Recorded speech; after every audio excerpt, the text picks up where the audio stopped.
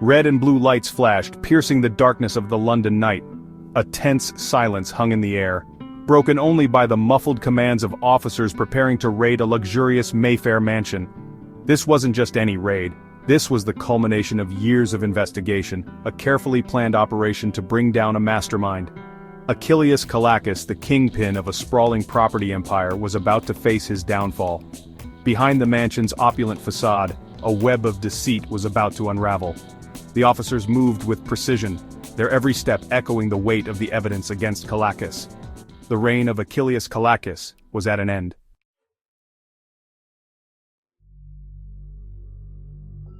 Born in Athens, Greece, Achilleas Kallakis's early life held no hint of the audacious criminal he would become.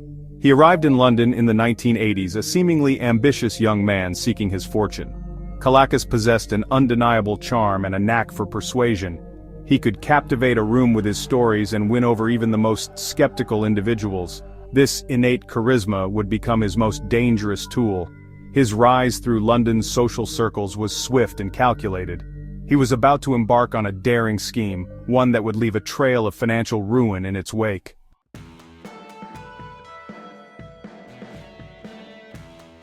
Kallakis understood that success in the world of high finance depended on more than just ambition. It demanded an air of exclusivity. He meticulously crafted a persona, transforming himself from a modest Greek immigrant into a man of seemingly limitless wealth and connections. He began frequenting exclusive clubs and rubbing shoulders with London's elite. His attire became impeccably tailored, his accessories carefully chosen to project an aura of affluence. Kallakis understood the power of association, and he made sure to be seen with individuals who exuded the kind of success he craved. Behind the charm and the extravagant displays of wealth, however, lay a calculating mind, always plotting the next move in his game of deception.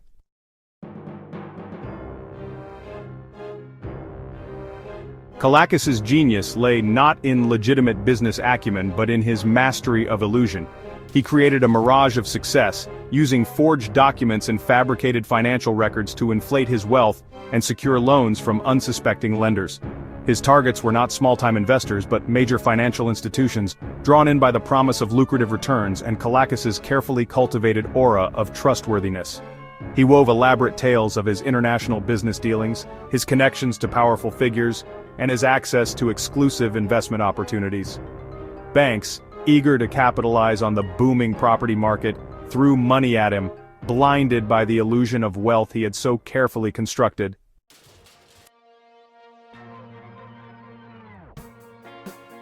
With the funds secured through deceit, Kallakis set about building his empire of lies. He purchased a string of high-value properties, each acquisition adding another layer of legitimacy to his carefully crafted persona.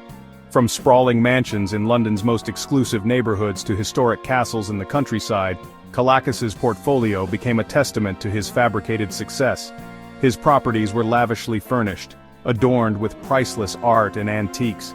Every detail, from the monogrammed stationery to the fleet of luxury cars, was carefully curated to project an image of success. And for a time, his carefully constructed reality held firm, masking the truth of his fraudulent empire.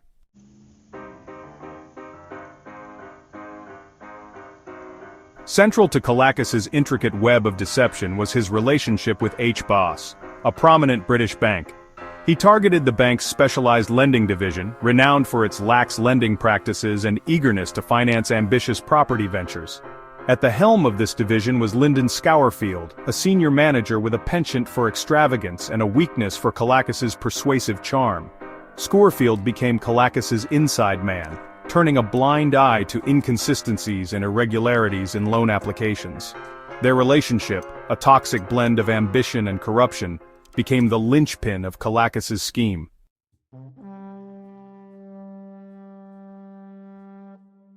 With Scourfield's complicity, securing loans became a mere formality for Kallakis. He presented inflated property valuations, supported by forged documents and fabricated financial records. He used the same properties as collateral for multiple loans, creating a complex web of interconnected debts.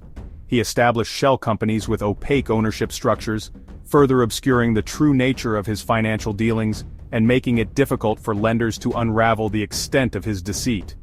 These individuals, blinded by Kallakis' charm and the promise of hefty fees, turned a blind eye to the mounting evidence of his criminal activity.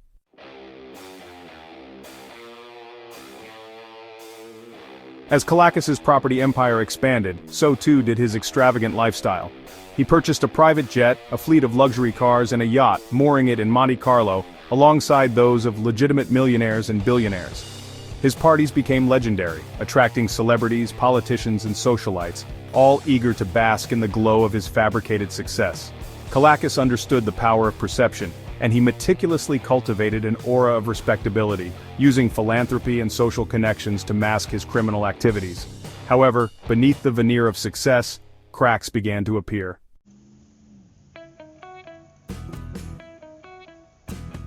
As Kallakis' confidence grew, so did the audacity of his schemes. He set his sights on ever more ambitious acquisitions, targeting properties of historical significance and cultural value. Among his most audacious targets was the Grade II listed mansion, Heath Hall, once owned by the entertainer Gilbert O'Sullivan. Securing loans for such high-profile acquisitions required an even greater degree of deception. Kallakis' team of enablers worked tirelessly, forging documents, inflating valuations, and fabricating financial records to satisfy the due diligence requirements of increasingly wary lenders. These individuals, motivated by greed and seduced by Kallakis' charm, became complicit in his elaborate schemes, their actions enabling him to operate with impunity.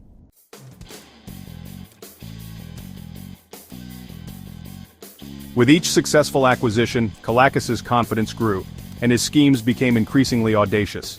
He devised complex financial structures, using offshore entities and shell companies to further obscure the true ownership of his assets and the source of his funds. He used a sophisticated network of bank accounts, spread across multiple jurisdictions, to launder the proceeds of his fraud, further insulating himself from scrutiny. Kallakis' empire, built on a foundation of lies, had reached staggering heights. But as his tower of lies grew higher, so too did the risks, and the cracks in his meticulously constructed facade were beginning to show.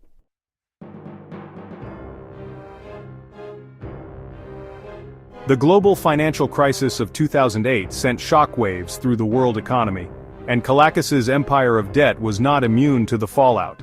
As property prices plummeted and lending conditions tightened, Kallakis found himself struggling to maintain the illusion of success. The banks, once eager to finance his every whim, were now demanding repayment, and Kallakis' carefully constructed house of cards was teetering on the brink of collapse.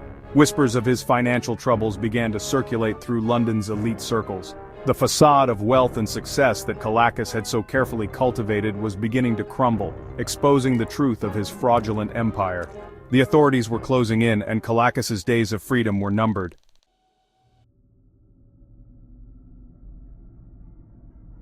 The global financial crisis exposed the fragility of Kallakis' empire. As property values plummeted and banks tightened their lending practices, Kallakis found himself struggling to juggle his mounting debts.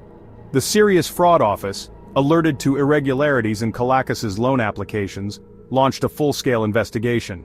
A team of forensic accountants and investigators began meticulously unraveling the complex web of transactions, tracing the flow of funds through a labyrinth of shell companies and offshore accounts.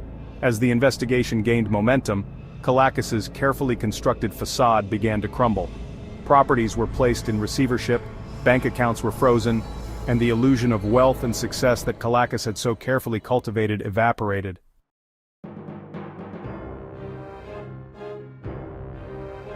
The Serious Fraud Office's investigation revealed Kallakis to be a master manipulator, a skilled con artist who had spent years crafting his elaborate scheme. They uncovered a treasure trove of forged documents, fabricated financial records, and falsified identities, all meticulously designed to deceive even the most discerning eye. Key to Kallakis' downfall was the testimony of his former associates, many of whom agreed to cooperate with authorities in exchange for leniency. They painted a damning picture of Kallakis' modus operandi, detailing his involvement in every aspect of the fraud, from forging documents to bribing officials. The evidence against Kallakis was overwhelming.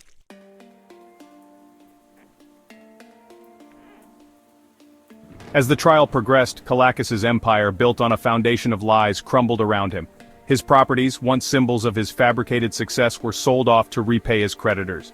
His lavish lifestyle, funded by ill-gotten gains, came to an abrupt end. The media, initially captivated by Kallakis' charm and apparent success, now turned on him with a vengeance. The man who had once been feted by London's elite was now a pariah, his name synonymous with fraud and financial ruin. The collapse of Kallakis' empire had far-reaching consequences, shaking the foundations of the British banking system.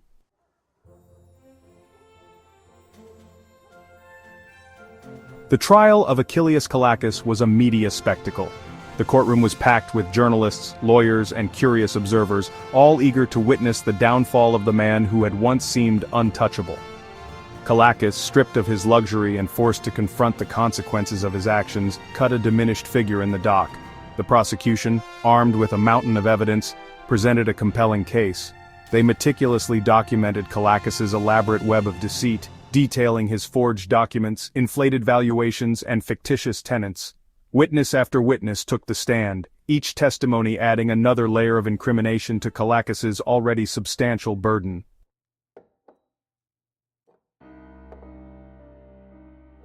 As the trial drew to a close, the weight of evidence against Kallakis was overwhelming. The jury, faced with a clear-cut case of fraud on a grand scale, deliberated for 5 days before returning with their verdict, guilty on all counts. Kallakis, who had maintained an air of stoic defiance throughout the trial, showed little emotion as the verdict was read. His fate, however, was sealed. He was facing a lengthy prison sentence, a far cry from the lavish lifestyle he had once enjoyed. The judge condemned Kallakis' greed and his callous disregard for the law, describing his actions as a calculated and cynical fraud that had caused significant harm to individuals and institutions alike.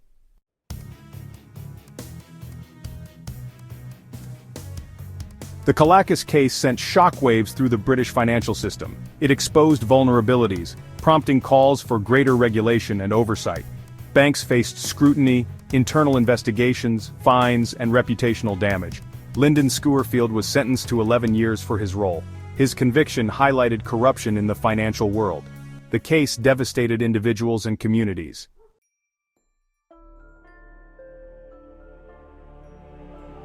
Achilleas Kallakis, the man who had built his empire on lies, was sentenced to 17 years in prison. Stripped of his wealth, status, and freedom, Kallakis became a cautionary tale of unchecked ambition, leading to ruin. His story, once of success, devolved into a tragedy of greed and self-destruction.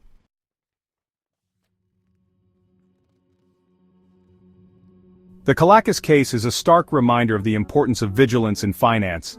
It exposed the system's vulnerabilities and the consequences of unchecked greed. Whistleblowers and journalism are crucial in holding the powerful accountable. Without their courage, Kallakis' fraud might have continued, causing more harm. The story of Achilleas Kallakis is a cautionary tale of vigilance and justice. It reminds us that justice can prevail, even in dark times. Stay vigilant, stay informed, and never underestimate the power of truth. Thank you for watching. If you would like more stories like this, please like and subscribe to Oblivion Unlocked.